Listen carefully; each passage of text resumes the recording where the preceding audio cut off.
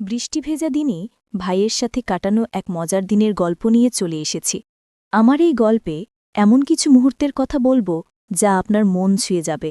গল্পটি যদি আপনার ভালো লাগে তাহলে একটি লাইক দিয়ে আমার চ্যানেলটি সাবস্ক্রাইব করে আমার সাথে থাকুন। বন্ধুরা, আমার নাম রূপা। আমার বয়স এখন ৩১ বছর। প্রায় ৮ বছর হলো আমার বিয়ে হয়েছে। কিন্তু আমার স্বামী তার কাজের জন্য বেশিরভাগ সময় শহরের বাইরে থাকেন, তাই বাড়িতে আসার সুযোগ খুব কম পান। আমার আত্মীয়স্বজন সবসময় বলেন যে আমি খুব হাসিখুশি আর প্রাণবন্ত একজন মানুষ, কারণ আমার হরিণের মতো চোখ আর সুন্দর হাসি দেখে যে কোনো মানুষের মন ভালো হয়ে যায়। তবে আমার স্বামীর কাছ থেকে আমি যতটুকু ভালোবাসা আশা করি ততটুকু পাই না। কাল আমার চাচাতো বোনের বিয়ে, তাই আমি একদিন আগেই সেখানে যাচ্ছি। রেডি হয়েছি, কিন্তু আমার স্বামী অফিসের কাজে ব্যস্ত থাকায় তিনি আমার সাথে যেতে পারলেন না, তাই আমি একাই যাচ্ছি। আমাকে বাসস্ট্যান্ডে নিতে আসছে আমার ছোট ভাই, যার নাম দীপ। সেদিন মুষলধারে বৃষ্টি হচ্ছিল আর বজ্রপাত হচ্ছিল।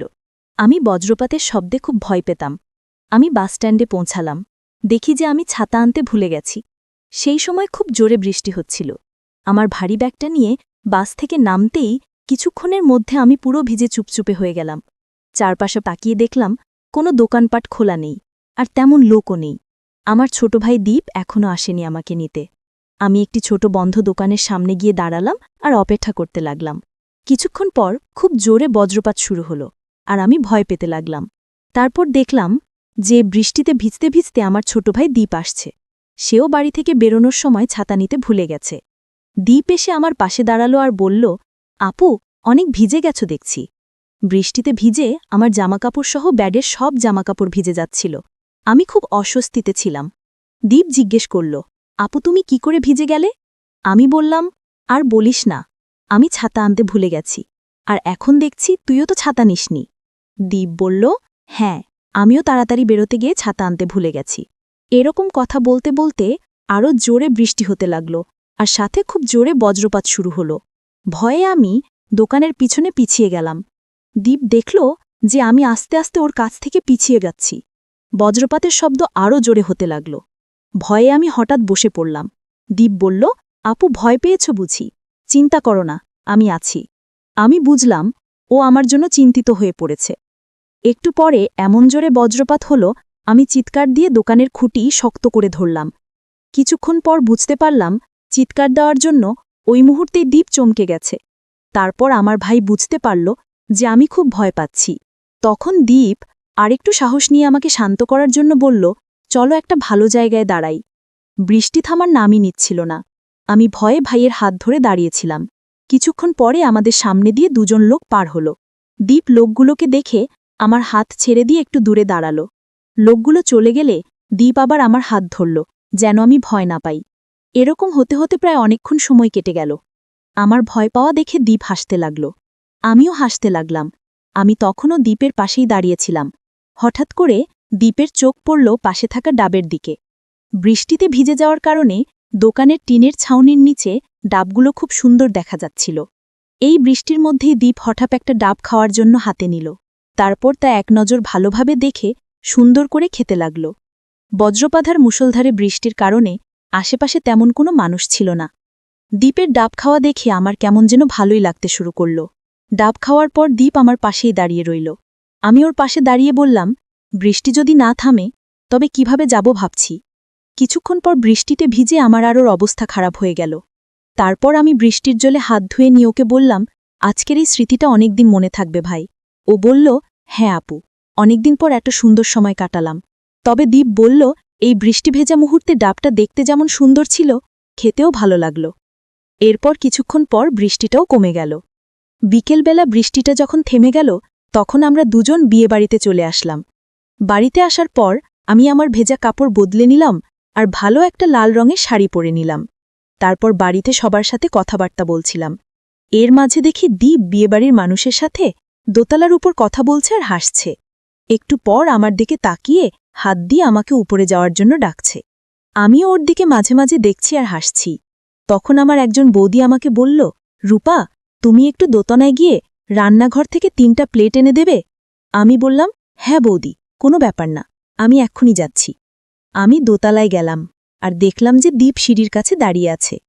তো আমি ওকে জিজ্ঞেস করলাম, প্লেট কোন ঘরে রয়েছে? দীপ বলল, সামনে গিয়ে ৩ নম্বর ঘরটায় প্লেট রয়েছে। দোতলায় কেউ ছিল না, সবাই নিচে কাজে ব্যস্ত। আমি সেদিকে যেতে শুরু করলাম, আর আমার সাথে সাথে ছোট ভাইও আসছিল। ঘরের সামনে গিয়ে দেখতে পেলাম এই ঘরটাতে বিভিন্ন রকম বিয়ের বাজারে ভর্তি। ডানে তাকাতেই দেখি দীপ আমার সামনে। আমি ঘরের ভিতরে গেলে ভাইও আমার সাথে এলো। দীপ বলল, আপু, একটু বসো, তোমার সাথে একটু কথা আছে। আমি তখন বললাম, এখন তোমার কোনো কথা শোনা যাবে না, সবাই বাড়িতে কাজ করছে। বৌদি যদি কাজ রেখে গল্প করতে দেখে তাহলে মন খারাপ করবে।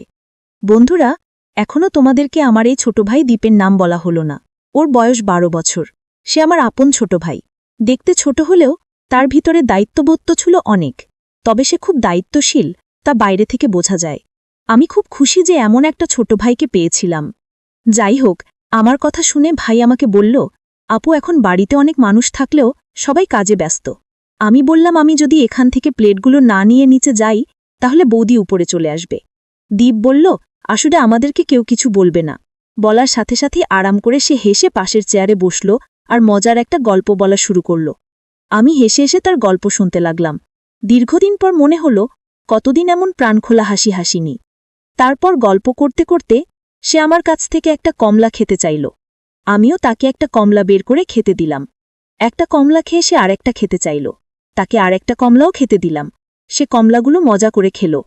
এরপর আরও কিছুক্ষণ গল্প করার পর আমি তাকে বললাম, অনেকদিন পরে তোমার মজা করে কমলা খাওয়া দেখে আমি এত মজা পেলাম, খুব ভালো লাগল। দীপ আমাকে বলল, আপু, কমলা খেতে আমার অসম্ভব ভালো লেগেছে, শুনে আমার খুব ভালো লাগল। আমি দীপকে বললাম, ভাই দীপ, এখন তুমি এখানে থাকো, নিচে অনেক কাজ আছে। তারপর রান্নাঘর থেকে প্লেটগুলো নিয়ে বৌদির কাছে যেতেই বৌদি আমাকে বলল, এত সময় লাগে নাকি প্লেট আনতে? আমি বললাম, না, মানে আমি সম্মুখের 2 ঘরে খুঁজে পাচ্ছিলাম না, তাই দেরি হলো। বৌদি বলল, ঠিক আছে, কোনো ব্যাপার না, এখন আমার সাথে একটু কাজ করো। তারপর আমি কাজ করতে শুরু করলাম। এরকম কাজ করতে করতে রাত হয়ে গেল। সবাই মিলে তখন খেতে বসেছে। আমি আর বৌদি খাওয়া দাওয়া করা শেষে বৌদি আমাকে শোবার ঘরটা দেখিয়ে দিল, যেটা ছিল দোতলার সম্মুখের ঘরের পরের ঘর। ঘরটা বেশ ছোট ছিল। ঘরে একটি সিঙ্গেল বেড, আলমারি আর একটি ড্রেসিং টেবিল আছে। শোবার সময় আমি কাপড় বদল করলাম না, কারণ বাকি কাপড়গুলো বৃষ্টিতে তখনও ভিজে ছিল। তারপর দেখি দীপ আমার ঘরে এসে চারদিক আর ঘরের বাইরেটা দেখে নিল। আমার মনে হলো সে কি যেন খুঁজছিল। যখন কিছু দেখতে পেল না তখন ভাই পাশের চেয়ারে বসল। আপু, আমার কিছু খেতে ইচ্ছা করছে, যদি কিছু খেতে দিতে। আমি বুঝতে পারলাম দীপের তখন কমলা খেতে ভালো লেগেছে, তাই সে এখন আবার কমলা খেতে চায়। তারপর তাকে 2টি কমলা বের করে দিলাম। সে মজা করে খেল। ভাইয়ের কমলা খাওয়ার ভাব দেখে আমার খুবই ভালো লাগছিল। তারপর আমাকে বলল, বাইরে খুব বৃষ্টি হচ্ছে, তাড়াতাড়ি ঘুমিয়ে পড়ো। ওর এই কথা শুনে আমিও একটু হেসে বললাম, ঠিক আছে। এরপর দীপ চলে গেল। ছোট ভাই দীপ আর বড় দাদা একই ঘরে ঘুমত। তারপর আমি ঘরের দরজার পর্দা নামিয়ে রেখে শুয়ে পড়লাম। রাতেও বেশ ভালো বৃষ্টি হচ্ছিল, কিন্তু মেঘ ছিল না, তাই আমি একটি চাদর ঢাকা দিয়ে নিলাম আর কিছুক্ষণের মধ্যেই আমি ঘুমিয়ে গেলাম। প্রায় মাঝরাত 2টার সময় আমার ঘুম ভাঙল বজ্রপাতের শব্দে। বজ্রপাতের শব্দ শুনে আমি একটা জোরে চিৎকার দিয়ে উঠেছিলাম। তখন আমি দেখতে পেলাম বাড়িতে লাইট নেই বৃষ্টির কারণে। তারপর আমার আর ঘুম পাচ্ছিল না, তাই আমি এক সাইড হয়ে ঘুরে শুয়ে থাকলাম আর ঘুমানোর চেষ্টা করছিলাম। কিছুক্ষণ পর আমি বুঝতে পারলাম কেউ যেন আমার ঘরের ভিতরে এলো। আমি বুঝতে পারলাম এটা আমার ভাই দীপ ছাড়া আর কেউ না। সে আমার চিৎকার শুনে দেখতে এসেছে, তাই আমি নির্ভয়ে শুয়ে আছি। তারপর ছোট ভাই দীপ আমাকে বলল, আপু, একা একা ভয় পাচ্ছ না তো? যদি ভয় হয় তাহলে বলো, আমি তোমার পাশে বসে থাকব। তখন আমি বুঝতে পারলাম ছোট ভাই দীপ কেন আমার কাছে এসেছে। সেদিন রাতটা বিয়ের আনন্দ, বজ্রপাত, মুষলধারে বৃষ্টি এবং ছোট ভাইয়ের সাথে গল্প ও বিভিন্ন রকমের আনন্দে কেটেছিল। সেই দিনের কথা আমি কোনোদিন ভুলব না। আমি এরকম ভাই পেয়ে খুব খুশি। আমার ছোট ভাই দীপের কাছে আমি খুব কৃতজ্ঞ। তো বন্ধুরা, ভিডিওটি আজকের মতো এখানেই শেষ করলাম। পরবর্তীতে আরও সুন্দর সুন্দর গল্প পেতে একটি লাইক দিয়ে চ্যানেলটি সাবস্ক্রাইব করে সাথেই থাকবেন। দেখা হবে পরের কোনো নতুন ভিডিওতে। সেই পর্যন্ত সবাই সুস্থ থাকুন। ধন্যবাদ।